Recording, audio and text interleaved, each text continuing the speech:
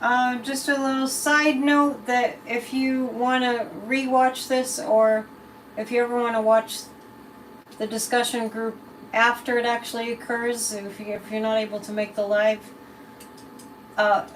it uploads overnight and then you'll be able to see it tomorrow. I have to just go in and make it public, change it from private to public. So thank you for being here. Welcome. We're going to go over, I'm going to use these other glasses, our readings. That's just my timer telling me it's time for us to begin. We're going to go over our readings from Sunday. It was the last week that our monthly theme, because the month ended, was divine integrity. I really enjoyed that topic. I hope you did too. Hey, Darren. Did you enjoy that topic? Divine integrity. I really enjoyed that. We just came from our Grassroots of Democracy guided meditation for a healed America. Let's make sure we keep America in our prayers. Hello, hello. Always keep our democracy in your prayers. We live in interesting times and we need lots of energetic, like upliftment. Heighten the vibration, right? To those of you who are regulars, and everybody who comes on Tuesday, as far as I know, is a regular attendee at Church of Spirituality, I just want to take this moment to ask you to please help to grow the church. Please understand that what you do makes a difference. Yes, you watched on replay for, yeah, that's the next day. Until the channel gets more kind of, traction, it's going to take a whole day or the whole overnight to upload. So please consider, we've got like 4 or 5 people here. Please consider that if you want this kind of work to expand, if you want to help others to get uplifted and inspired, and particularly if you want to help other people to get tools that are so useful and helping us to go through our lives. That's why I started this in the first place, because these are metaphysical tools that have always worked, that just make sense. And I can't do this myself. Church of Spirituality is into its 4th year. It'll be 4 full years on December 6th. So I need you all more than you know. Let's go to our first reading. Let me remind you that the sermon was entitled Persistence plus Integrity. The Divine Keys. The Divine Keys to the Kingdom. I would add conviction, because we did talk about conviction this month too, in September. Persistence plus integrity and conviction. Divine Keys. And what are they the divine keys to? Well, the kingdom.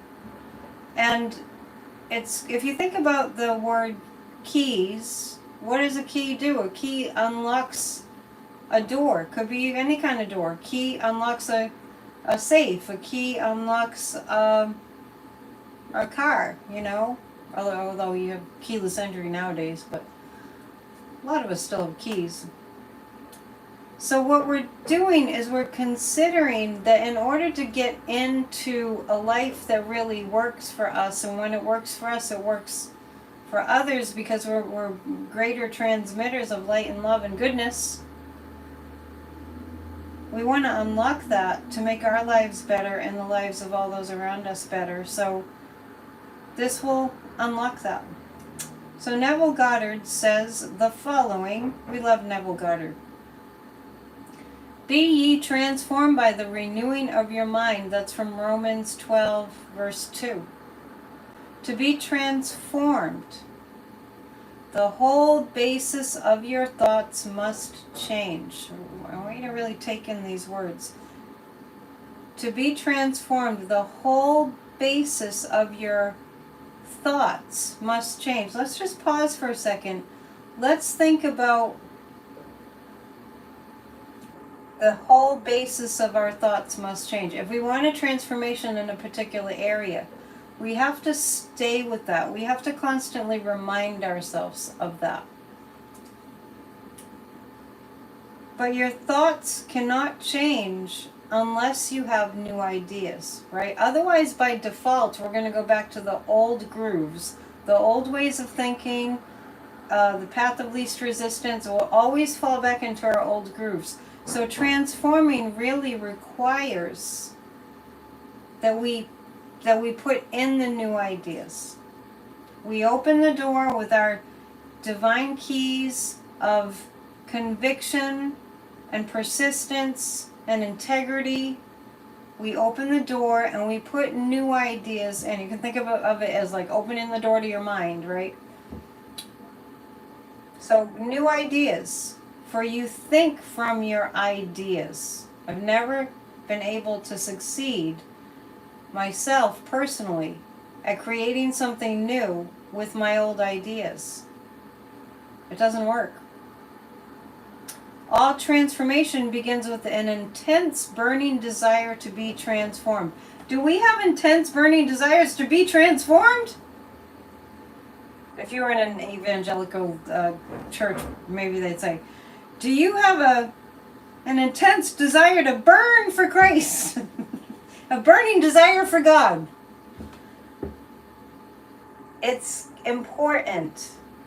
We don't have enough intensity sometimes. We really just, oh, well, we'll see. No, we have to really mean it. The divine responds to our conviction. We have to really mean it. How do we show that we mean it, that we want to be transformed? We do not just, when the going gets a little rough and it looks like it's not working, what we do not do. Well, we resist, well, maybe we do it, but then we have to change it, right? We notice ourselves going, oh, well, it's probably not going to work for me. And then you go, whoa, that's not a new idea, that's an old idea. And a new idea often means that we take who we think that we are and we've always been, and we decide that we're going to be completely different, and we can feel like we're just being silly and ridiculous. Like, how can you believe that when you don't see it? Well, Dr. Wayne Dyer wrote a book called When You Believe It, Then You'll See It, right? He was a big fan of Neville Goddard. So let's really consider that. Are we really in the consciousness of what we are doing is planting new ideas, and when the new ideas aren't having a strong enough hold, or if they just kind of get pushed out by the old ideas, we consciously continually replace the old ideas with the new ones again and again and again. That's the key. That's the integrity, that's the conviction, and that's especially the persistence. Persistence is crucial. I want to ask you, if you have any questions, to put them in the chat, because that's why we're here. We're here to get wisdom. Barbara can certainly relate to it. Oh, and Darren's mentioning the Church of Spirituality chants that we do are really helpful. Good to create a new mindset. I love the testimonials, very transformational. And thank you, Darren and Barbara. I find in my own life, like I said, I like to share. I mean, my burning desire, my very fervent burning desire, as you can tell, because I've had this church for going on 4 full years, is to take what I've learned and to spread it around. And thank you to all of you who give. Very much appreciated. And if you don't have the means, don't feel bad if you're not able to give. But to those of you who do give, thank you, because it really helps a lot to keep my fuel, to keep the fire burning. So all transformation begins with an intense burning desire to be transformed. Do we desire to be transformed, or are we afraid of change? That's a question to ask. I remember the great teacher who is still touring and teaching, and she's been a teacher for as long as I've been a teacher, maybe a little bit longer, Carolyn Mace. One time she said in one of her talks, if you don't jump, the angels can't show off and show you that they can catch you, right? So the burning desire to be transformed can give us the necessary volition to make us go there. We have to stop the pessimism. We are in a society that's rife with lots of pessimistic people, right? Lots of pessimism. And those are old ideas.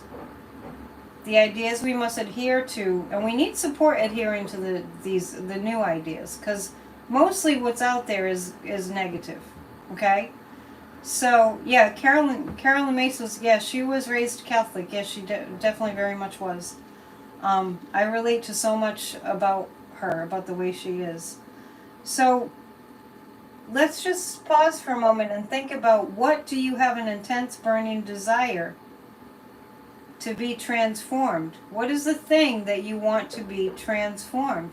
Do I want a bigger church? That's a fervent burning desire for it to transform. The first step in the renewing of the mind is that desire. So acknowledge whatever it is for you at any moment. You know, it changes all the time. We're creative beings. We're from the great creator. I would like for that horn behind me to stop. I'll just speak louder. So the first step in the renewing of the mind is desire. You must want to be different before you can begin to change yourself. So do you desire to be different? Because one thing that I've observed that's human nature. Thank you. I got my desire, the horn stopped. One thing that I've noticed that is human nature is that people fear change. Even change that's going to lead to wonderful outcomes. Think about maybe somebody who met the love of their lives, and maybe they decided that they were going to get married, and it was all wonderful and it was all beautiful, and even though it feels all right and everything, it feels perfect, there's still butterflies, there's still fear, there's still, nervousness. Because if we don't have a little nervousness, what kind of game are we playing? Then we're probably playing a really small game. Expect butterflies in your stomach. Expect sweaty palms. Expect to be a little bit, I'm not really sure. I'm going with trepidation. Expect that. Don't let that stop. Let's not let that stop us. Right? I happen to be self-employed. Do you think that doesn't come with its own trepidation and butterflies in the stomach and all that? Absolutely. I consider it my life purpose and challenge. It makes me practice this. Am I being provided for? Yes. Do I want more abundance? Yes. Do I have a burning, fervent desire for more abundance? Yes. Do I see it in this instant? No. But it doesn't mean that it's not occurring.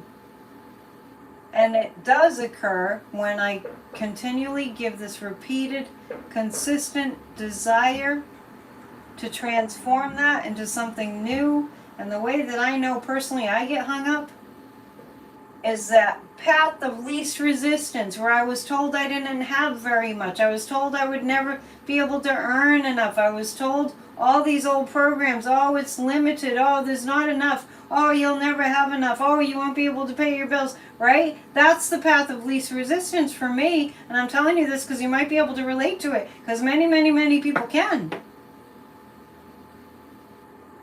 It's not about just me. I'm telling you something that many, many, many people can relate to.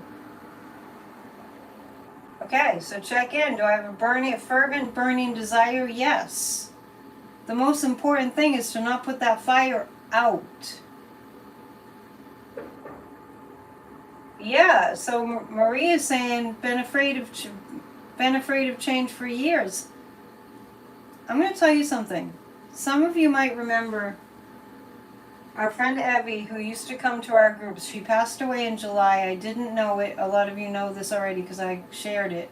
She's the only person that was in our meetings that was a local person that I knew, like as an acquaintance. And she started to show up at our meetings, and I loved having her. She was a beloved, wonderful, joyful soul, and she died unexpectedly.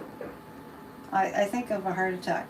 Anyway, I'm bringing this up because I love her and I want to acknowledge that she's here with us in spirit.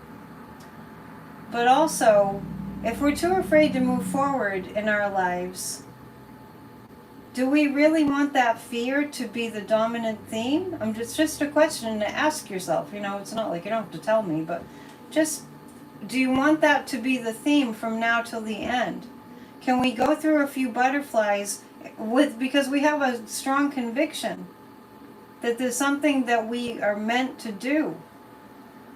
It does take pushing forward, and also, if there's any trauma from your childhood, from any time in your life where you might be blowing things a little bit up to be bigger in your mind without realizing it, like it's called catastrophizing, thinking about all the bad things that could happen without any proof that they will happen, then we have to work on that. The fervent desire can become bigger and bigger and bigger. The first step is in the renewing of the mind. The first step in the renewing of the mind. Hey Rita, glad you're here. The first step in the renewing of the mind is desire. All right, let's desire for that horn to stop. Okay. So, desire is what renews your mind. It refreshes your mind. It's like hitting the refresh button on your computer, on your device. The desire renews the mind. You must want to be different. And the desire to be different has to kind of outweigh the fear. It comes to a point where it just, the desire is stronger, is just so strong, you have to go past the fear. Let's not stifle ourselves. So, then you must make your future dream a present fact. That's why we always pray as if what it is that we want to be so is already so. In my example, I know that my work is to always say, I am the beloved child of a loving universe that wants abundance for me, that wants to provide greatly for me. And then, let me tell you something else. When I don't see it right in front of me, if it's a certain amount of money, for example, just using that as an example, when I don't see it in the bank account, when I don't see it right in front of me, my job is to not look at that and say, that means forever and ever, it will never be there. And it goes for anything. That's the work.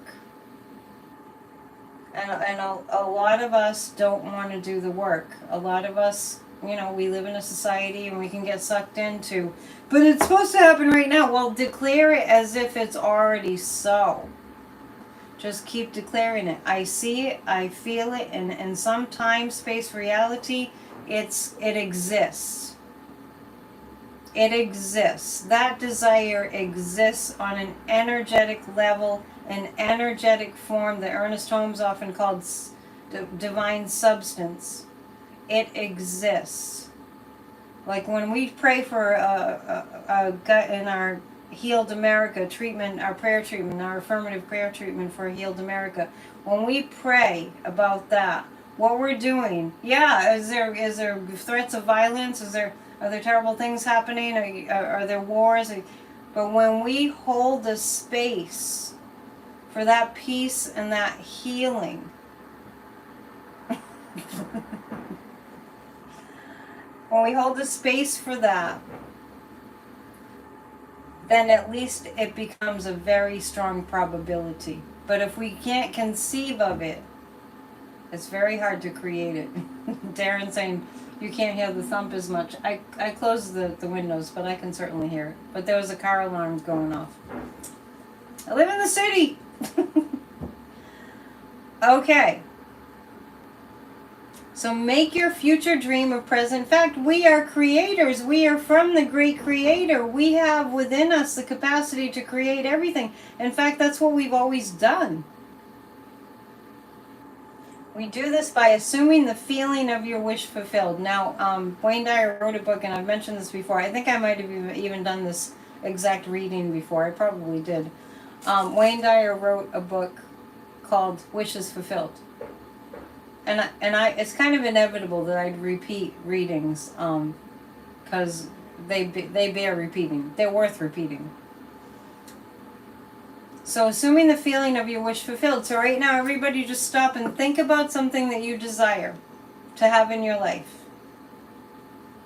And you know that there's a certain feeling that comes. If you can get past the, yeah, right, like the cynicism and the pessimism, right? If you can get past that, and we all can, at least for a moment, and we just go, what would that feel like to have that in my life? Assume the feeling. Assume it. Let it consume you. Let's see. By desiring to be other than what you are, you can create an ideal of the person you want to be and assume that you are already that person. If you want to be a rock star, walk around like, oh, I'm a rock star, and this is what it feels like when people are noticing me and that kind of thing, right? If this assumption is persisted in until it becomes your dominant feeling, and that takes practice, the attainment of your ideal is inevitable. So let's think now about how often we just quit too early. Or we go to like the negative Nellies too early, or the fears, uncertainties, and doubts. We used to call them FUDs when I was in the Religious Science of Nashville Church. Fears, uncertainties, and doubts. What's predominant? What do we go to more? What are we more persistent about going to?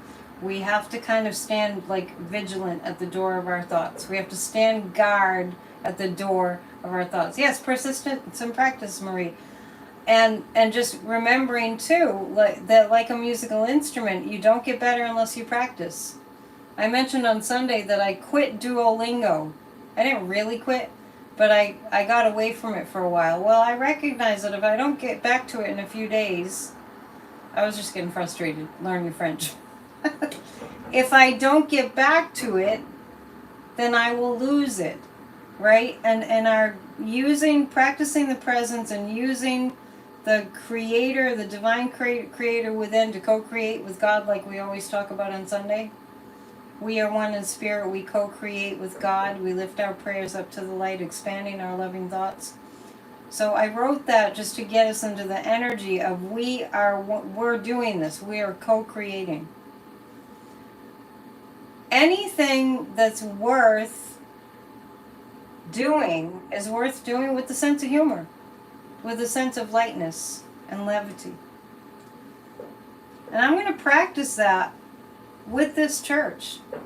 I'm going to practice that we go from 6 people in our discussion group to 40 people in the near future. And then what Spirit will do is give me ideas about how I can do that. All right. So if this assumption is persisted in until it becomes your dominant feeling, until you go to that first. Oh, I'm abundant. Oh, I'm successful. Until you practice until that's your kind of knee-jerk feeling. And then you know you're on your way. The attainment of your ideal is then inevitable. Does anybody have any questions? We just have a few more minutes. Charles Fillmore says this. Charles Fillmore had Unity Church, founded Unity Church with his wife Myrtle Fillmore. A lot of these writings are from 100 years ago or nearly 100 years ago. So if you're not Christian, no worries. Just Jesus was a great teacher, and Jesus is mentioned here.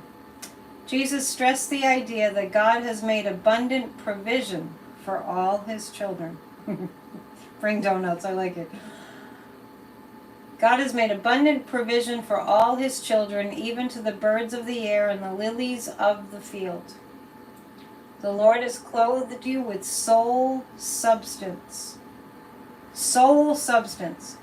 The substance with which we create through our intention, through our affirming, through our prayerful thinking. The Lord has clothed you with the soul substance as gloriously as he did Solomon, King Solomon. But you must have faith in this all-providing substance of good.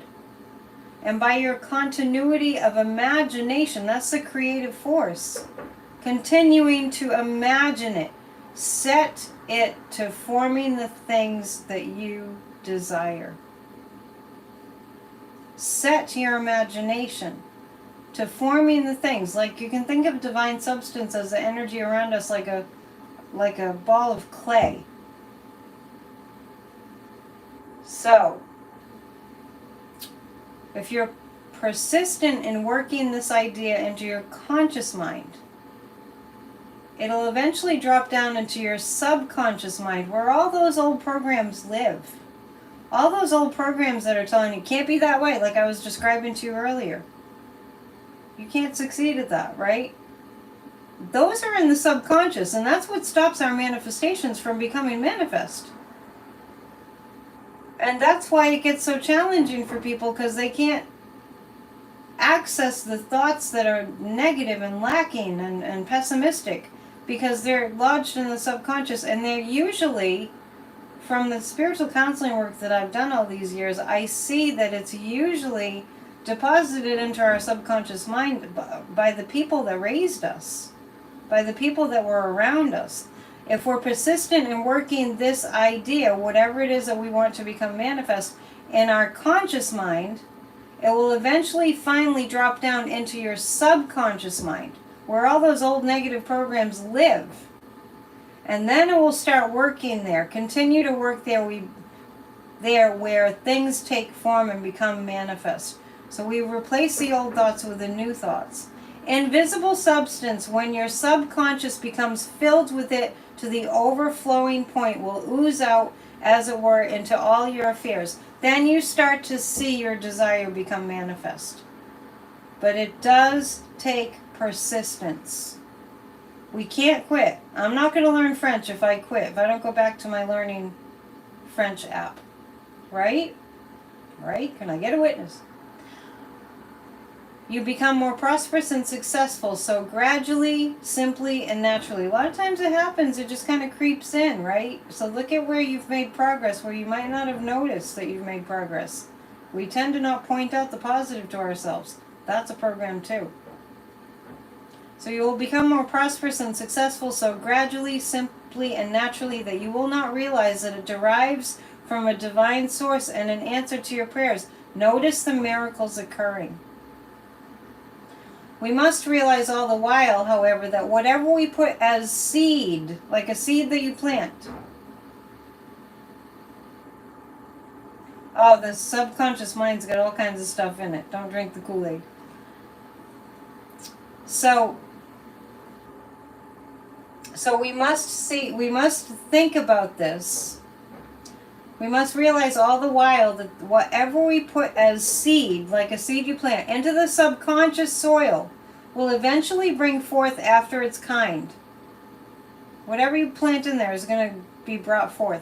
And we must exercise the greatest caution so that we do not think or talk about insufficiency or allow others to talk to us about it. If someone starts talking to you about lack of anything, and clearly that's not what you want, shush them or walk away. Do not let that into your consciousness. It's up to us to put a stop to it. Change the subject. Say, let's talk about something else, right? As we sow in mind, so shall we reap in manifestation. And so it is, okay? I hope that made sense. I know it goes kind of counter to the way that we're taught, but that's the whole idea behind Church of Spirituality. Even it goes counter to the way that you were taught.